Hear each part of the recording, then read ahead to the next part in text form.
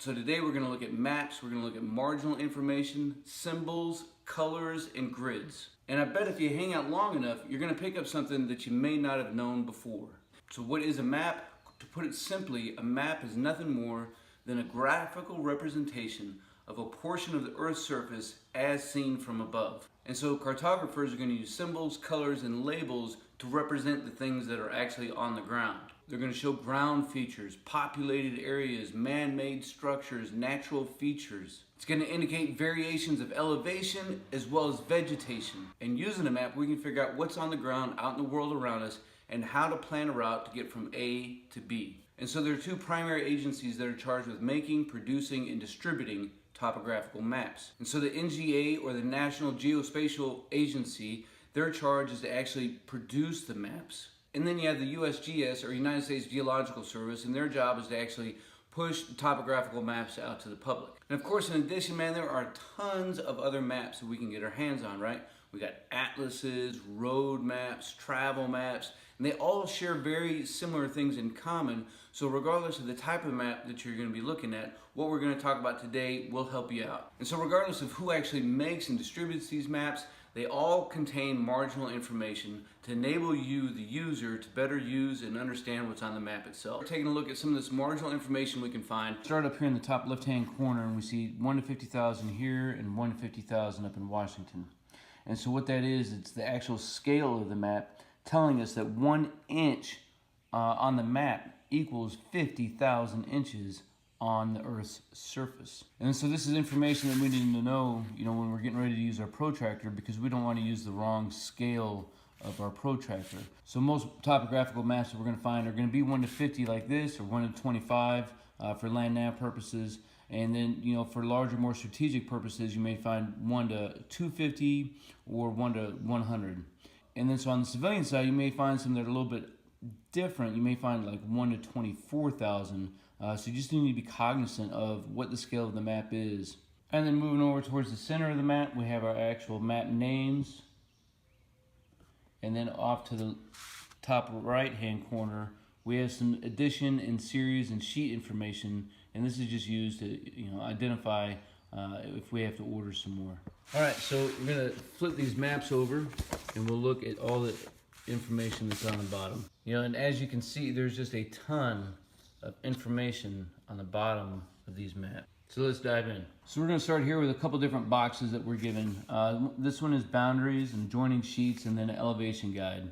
And all they are is just quick references that the cartographers give us to enable us to find other sheets or maps that join this one that we have, different major boundaries like county lines, and then elevation guide. And then this elevation guide is a quick reference.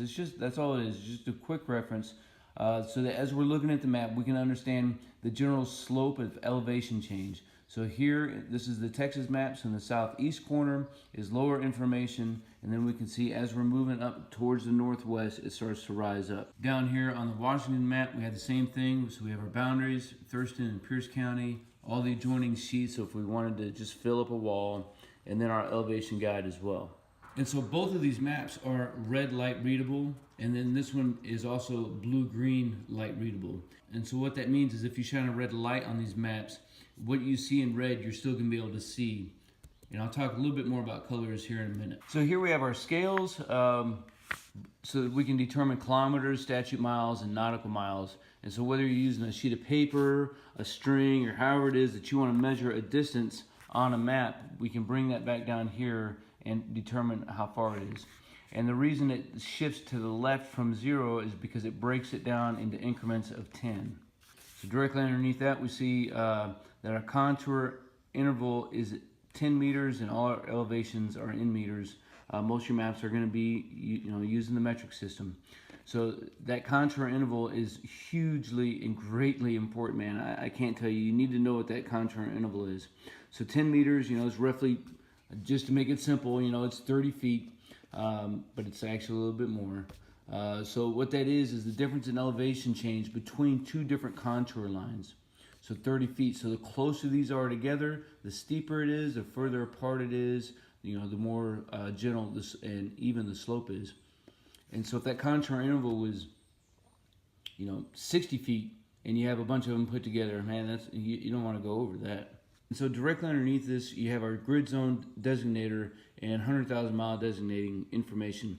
And so this is really important information if you're trying to send information, a location, a 6 or 8 or 10 digit grid coordinate from this map to somebody else in another part of the world. You have to have this information, and I'll talk a little bit more about that, once we start talking about grids.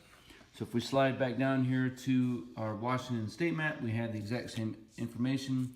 We've got our scale again, it's 1 to 50, the elevations in meters, and also a contour interval down here is also in 10 meters. And then the same grid zone designation information. So probably one of the most important pieces of information that we're going to find on a map is going to be the declination diagram. And so the declination diagram is nothing more than a diagram that the map makers give us to understand the difference in the relationship between grid north and magnetic north. This is called the GM angle, or grid to magnetic angle. And maps tell us, every single one tells us how to convert. And so every single one tells us how to convert from magnetic to grid or grid to magnetic. So always make sure that you re-look at your map, even if you know and you've done it 1,000 times, just measure twice and cut once. So we can see here that the difference is 3.1 degrees. 3.1 degrees. Right, and so if we come back down and we look at our Washington State map that we have, and we also find a declination diagram, but here we find that our GM angle is 15.4 degrees.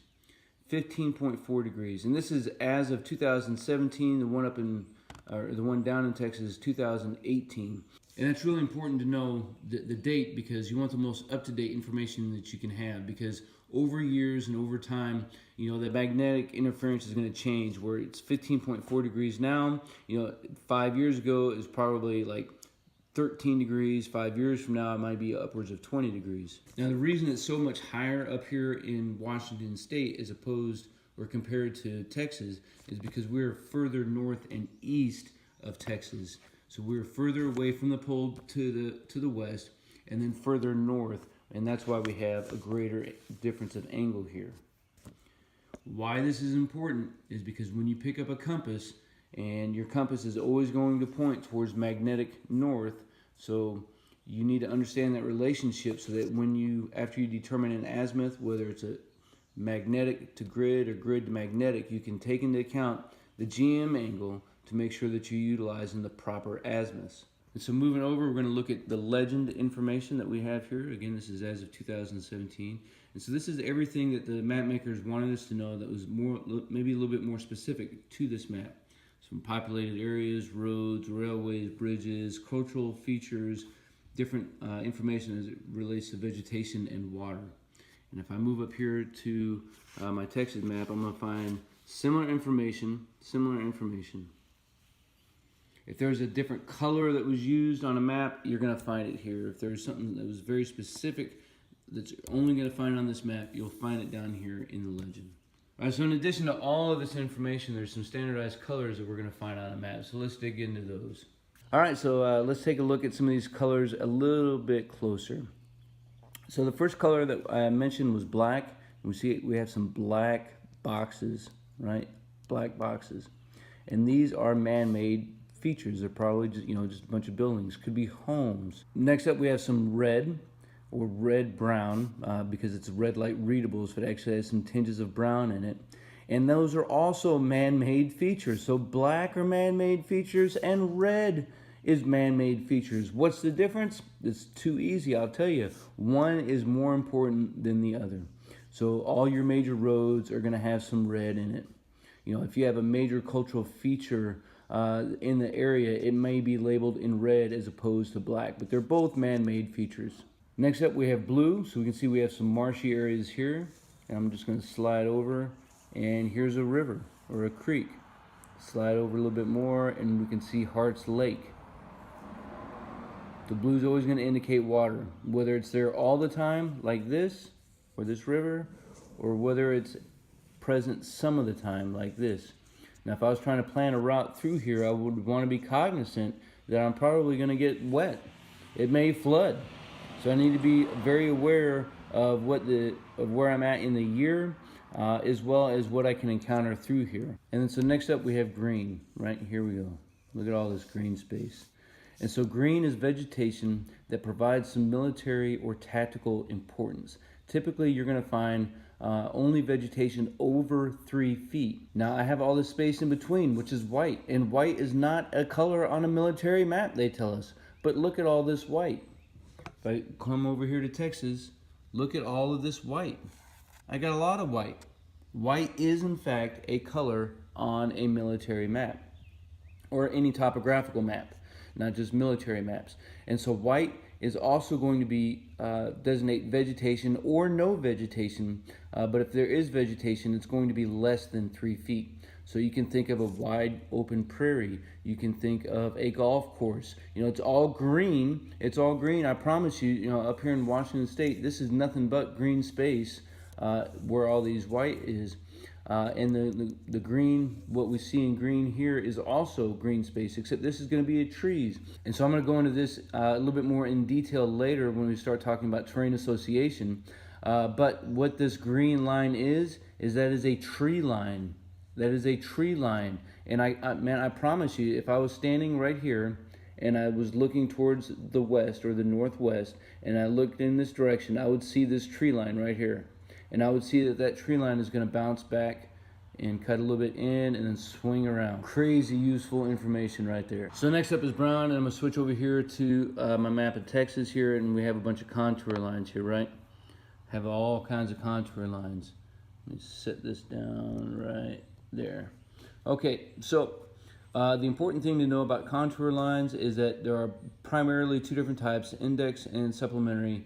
And your index lines are going to be a little bit thicker, a little bit fatter, and they're going to tell you what the elevation change or what the elevation in meters is for that contour line. And then you use your contour interval to figure out, you know, what the next contour line is. But what they do is they give us and they help us determine what the ground actually looks like as it relates to elevation. So here we can see, you know, these contour lines coming in as such. And if I learn how to read this properly, I can learn to figure out which direction is up and which direction is down, even without seeing even without seeing an index line that tells me what the elevation is. And the way I can know that is by knowing how things work in the first place. And so what I mean by that is water is always moving downhill, right? So if I see that I have some blue lines here, I know that water is moving down. And so when you see these shapes like this, if you connect the V here, if you will, that's going to tell you which direction things are coming from. So everything is coming from up here and then moving down. And then moving down. And sure enough, look, I got water. So what am I going to find? I'm going to find some vegetation. So if I'm down over here in this area, you know, just south of Grove, if I look off, you know, to the northwest and I see this green vegetation, this green tree line, I know that I'm going to find some water in there. Now I'm going to slide this up a little bit more. I'm going to look up here at Bread Tray Mountain. You see that one there is labeled 250. So everything is rising up around it. So it's a big hill, or what Texas is going to call a mountain, right? But it's a hill. And if I come just a little bit over, we look at King Mountain. We can see again, you know, these contour lines are a lot closer together, right? So it's a steeper slope or greater elevation change that's happening here. So I want to be cognizant of that. You know, if I have to move through, I may want to go around it intentionally so that I can be more efficient. So in a future video, you know, we're going to look at contour lines and how to read maps a little bit closer as it relates to our major and minor terrain features. So I encourage you to hang out for that one as well. So there you have it. There's all the basic information to know about colors. You know, next up we're going to talk about grids. So in a city, you know, it's really easy to determine our location. Streets are named and buildings have numbers. But in an undeveloped area or in a place that we're unfamiliar with, it can be a lot more challenging. And to manage this challenge, a uniform and precise system of referencing has been developed. And so the first method was simply drawing east and west rings parallel to the equator and north and south rings crossing the equator at right angles. And these lines are called latitude and longitude. The method is accurate as each ring is divided by 360 degrees and each degree into 60 minutes and then each minute into 60 seconds. And 1 second is equivalent to about 30 meters at the equator and becomes even more accurate the closer to the poles that you get. And so the next development was the Mercator projection, named after, you got it, Mercator. Now it was a really good tool for navigation and able to provide true direction. The problem is that it's a poor projection of size. And so next came the transverse Mercator projection and the universal transverse Mercator grid, or UTM. And so the UTM has been adopted and is a reference system that's used today for the MGRS, or Military Grid Reference System. And it's a series of numbers to designate measurements and uses the metric system. And so there are 60 grid zones that break down the division of the Earth's surface and are always read right and up. Always, always, always right and up. They have a unique grid zone designation that we talked about earlier on the map and cover 100,000 meter squares. And so if you zoom in, there are always regularly spaced lines called grid lines, and they're spaced at 10,000 or 1,000 meter intervals. And so all land nav maps will have grid lines at 1,000 meter intervals. And the grid lines run north and south and east and west and intersect at 90 degrees and are called grid squares. And so I'm going to drop one piece of knowledge in your kit bag. Maybe it's something that you haven't learned before. And for this, we're going to look back at the map. All right, so in the southwest corner, this first grid line north, this one right here, we see off to the left that it's labeled 5193000. And so what that means is that this grid line right here is actually 5,193,000 meters north of the equator. Pretty cool, right? And then if we jump over here to the Fort Hood map down in Texas, we see that this first grid line north right here is labeled 3431000. So that's 3,431,000 meters north of the equator. So I hope that's something new I put in your kit bag, and you can pull that out next time you're looking at the map with one of your friends. Team, if you want to master your craft and develop your tactical virtue, make sure you subscribe to the channel and click that notification bell so that you can stay up to date with future content. Consider becoming a channel member. It's going to give you exclusive access to content not available to anybody else. I appreciate you guys. Until then, you stay out there, you keep grinding, and you stay straight. We know you're out there! Come to my voice!